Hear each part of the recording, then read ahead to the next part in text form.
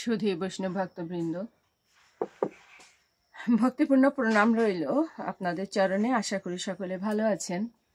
আমরা বৈশাখ মাসের দ্বিতীয় একাদশীতে আবার পৌঁছে গেলাম। একাদশী বৈশাখ মাসের শুক্লপক্ষের একাদশী, মোহিনী একাদশী নামে পরিচিত। তো এই মোহিনী একাদশী হচ্ছে মে মাসের 8 তারিখ বৃহস্পতিবার এই একাদশীটি।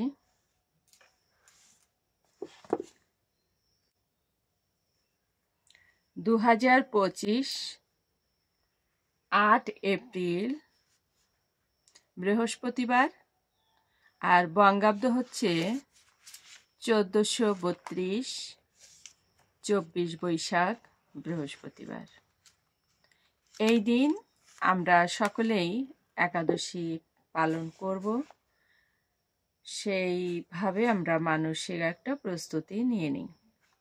সুধী বৈষ্ণব ভক্তবৃন্দ, আমরা এবার মোহিনী একাদশীর মাহাত্ম্য সম্পর্কে একটু জানি। কুর্মপুরাণে বৈশাখ শুক্লপক্ষের মোহিনী একাদশীর ব্রত মাহাত্ম্য বর্ণনা করা হয়েছে। মহারাজ যুধিষ্ঠির বললেন, হে জনার্দন, বৈশাখ শুক্লপক্ষিয়া একাদশীর কি নাম, কি ফল, কি বিধি, এ সকল কথা আমার নিকট বর্ণনা করুন। উত্তরে ভগবান শ্রীকৃষ্ণ বললেন, হে ধর্মপুত্র, আপনি আমাকে যে প্রশ্ন করেছেন, পূর্বে শ্রী রামচন্দ্র বশিষ্ঠের কাছে এই একই প্রশ্ন করেছিলেন। তিনি জিজ্ঞাসা করেছিলেন, হে মুনিবর, আমি জনকনন্দিনী সীতার বিরহজনিত কারণে বহু দুঃখ পাচ্ছি, তাই একটি উত্তম ব্রতের কথা আমাকে বলুন, যার দ্বারা সর্বপাপ ক্ষয় ও সর্বদুঃখ বিনষ্ট হয়। এই কথা শুনে বশিষ্ঠদেব বললেন, হে রামচন্দ্র, তুমি উত্তম প্রশ্ন করেছ। যদিও তোমার নাম গ্রহণেই মানুষ পবিত্র হয়ে থাকে, তবুও লোকের মঙ্গলের জন্য তোমার কাছে সর্বশ্রেষ্ঠ পরম পবিত্র একটি ব্রতের কথা বলছি। বৈশাখ মাসের শুক্লপক্ষিয়া একাদশী মোহিনী নামে প্রসিদ্ধা। এই ব্রত প্রভাবে মানুষের সকল পাপ, দুঃখ ও মোহজাল অচিরেই বিনষ্ট হয়। তাই মানুষের উচিত সকল পাপ ক্ষয়কারী ও সর্বদুঃখ বিনাশী এই একাদশী ব্রত পালন করা। একাগ্রচিত্তে তার মহিমা তুমি শ্রবণ করো। এই কথা শ্রবণ মাত্রেই সমস্ত পাপ বিনষ্ট হয়। পবিত্র সরস্বতী নদীর তীরে ভদ্রাবতী নামে এক সুশোভনা নগরী ছিল। চন্দ্রবংশজাত ধৃতিমান নামে এক রাজা সেখানে রাজত্ব করতেন। সেই নগরীতেই ধনপাল নামে এক বৈশ্য বাস করতেন। তিনি ছিলেন পুণ্যকর্মা ও সমৃদ্ধশালী ব্যক্তি। তিনি নলকূপ, জলাশয়, উদ্যান, মঠ ও গৃহ ইত্যাদি নির্মাণ করে দিতেন। তিনি ছিলেন বিষ্ণু ভক্তি পরায়ণ ও শান্ত প্রকৃতির মানুষ। সুমনা, দ্যুতিমান, মেধাবী, সুকৃতি ও ধৃষ্ট বুদ্ধি নামে তার 5 জন পুত্র ছিল। পঞ্চম পুত্র ধৃষ্টবুদ্ধি ছিল অতি দুরাচারী। সে সর্বদা পাপ কার্যে লিপ্ত থাকত। পরস্ত্রী, সঙ্গী, বেশ্যাসক্ত, লম্পট ও দ্রুতক্রীড়া প্রভৃতি পাপে সে অত্যন্ত আসক্ত ছিল। দেবতা, ব্রাহ্মণ ও পিতামাতার সেবায় তার একেবারেই মতি ছিল না। সে অন্যায় কার্যে রত, দুষ্ট স্বভাব ও পিতৃধন ক্ষয় কারক ছিল। সবসময় সে অভক্ষ, ভক্ষণ ও সুরাপানে মত্ত থাকত। পিতা ধনপাল একদিন পথ চলছিলেন। হঠাৎ তিনি দেখতে পেলেন ধৃষ্টবুদ্ধি এক বেশ্যার গলায় হাত রেখে নিঃসংকোচে ঘুরে বেড়াচ্ছে।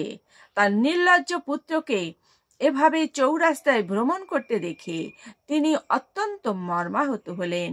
এই কুস্বভাব দর্শনে ক্রুদ্ধ হয়ে তিনি তাকে গৃহ থেকে বের করে দিলেন। তার আত্মীয় স্বজনও তাকে পরিত্যাগ করল। সে তখন নিজের অলংকার আদি বিক্রি করে জীবন অতিবাহিত করত। কিছুদিন এইভাবে চলার পর অর্থাভাব দেখা দিল। ধনহীন দেখে সেই বেশ্যাগণও তাকে পরিত্যাগ করল। অন্ন বস্ত্রহীন ধৃষ্টবুদ্ধি ক্ষুধা তৃষ্ণায় অত্যন্ত কাতর হয়ে পড়ল। অবশেষে নিজের গ্রামে সে চুরি করতে লাগলো। একদিন রাজপ্রহরী তাকে ধরে বন্দি করলো, কিন্তু পিতার সম্মানার্থে তাকে মুক্ত করে দিল। এভাবে বার কয়েক সে ধরা পড়ল ও ছাড়া পেল, কিন্তু তবুও সে চুরি করা বন্ধ করল না। তখন রাজা তাকে কারাগারে বদ্ধ করে রাখলেন।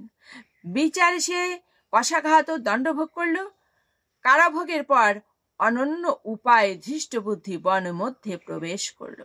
সেখানে সে পশু পাখি বধ করে তাদের মাংস ভক্ষণ করে অতি দুঃখে পাপময় জীবন যাপন করতে লাগলো।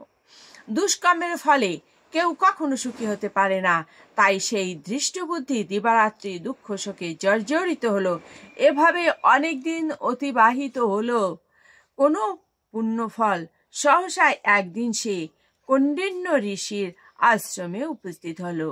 বৈশাখ মানে ঋষিবর গঙ্গা স্নান করে, কি বলছে, বৈশাখ মাসে ঋষিবর গঙ্গা স্নান করে আশ্রমের দিকে প্রত্যাবর্তন করছিলেন। সুধী বৈষ্ণব ভক্তবৃন্দ, এখানে আমাদের একটু মনোযোগটা বেশি দেবেন। বৈশাখ মাসে ঋষিবর গঙ্গা স্নান করে আশ্রমের দিকে প্রত্যাবর্তন করছিলেন। শোকাকুল ধৃষ্টবুদ্ধি তার সম্মুখে উপস্থিত হলো। ঘটনাক্রমে ঋষির বস্ত্র হতে এক বিন্দু জল তার গায়ে পড়ল। সেই জল স্পর্শে তার সমস্ত পাপ দূর হলো। হঠাৎ তার শুভ বুদ্ধির উদয় হলো।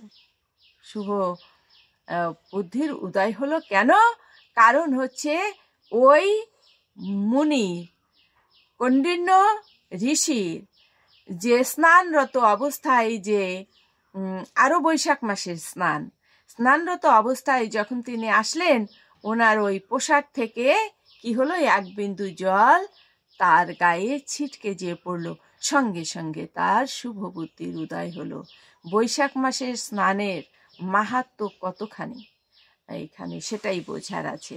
তারপরে অবশ্যই কৌণ্ডিন্য যে ঋষি, উনি তো মহাত্মা। আচ্ছা, যাই হোক, ঋষির সামনে এসে কৃতাঞ্জলি পুটে প্রার্থনা করতে লাগলো, হে ঋষি শ্রেষ্ঠ, যদি তার শুভবুদ্ধির উদয় না হতো তাহলে এই ঋষির কাছে কিন্তু সে প্রার্থনা করতো না। তো এখন প্রার্থনা করছে।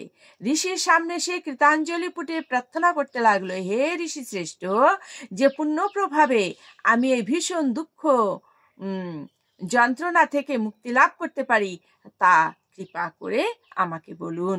ঋষিবর বললেন, বৈশাখ মাসের শুক্লপক্ষে মোহিনী নামে যে প্রসিদ্ধ একাদশী আছে, তুমি সেই ব্রত পালন করো। এই ব্রতের ফলে মানুষের বহু জন্মার্জিত পর্বত পরিমাণ পাপ রাশি ক্ষয় হয়ে থাকে।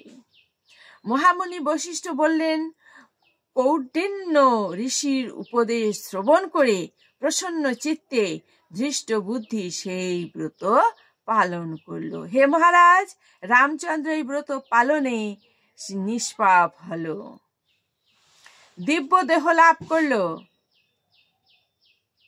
অবশেষে গরুড়ে আরোহণ করে সকল প্রকার উপদ্রবহীন বৈকুণ্ঠ ধাম গমন করলো। আচ্ছা, এখানে মনে হয় একটু ভুল লেখা আছে না, হে মহারাজ রামচন্দ্র। আচ্ছা, রামচন্দ্রকে বলছেন বশিষ্ঠ মুনি, যে এই ব্রত পালনের পরে সে নিষ্পাপ হলো। অর্থাৎ কে নিষ্পাপ হলো? সেই ধৃষ্ট বুদ্ধি। তখন সে কি করলো? দিব্যদেহ ধারণ করলো, দিব্যদেহ লাভ করলো। অবশেষে গরুড়ে আরোহণ করে সকল প্রকার উপদ্রবহীন বৈকুণ্ঠ ধামে গমন করলো। উপদ্রবহীন কেন?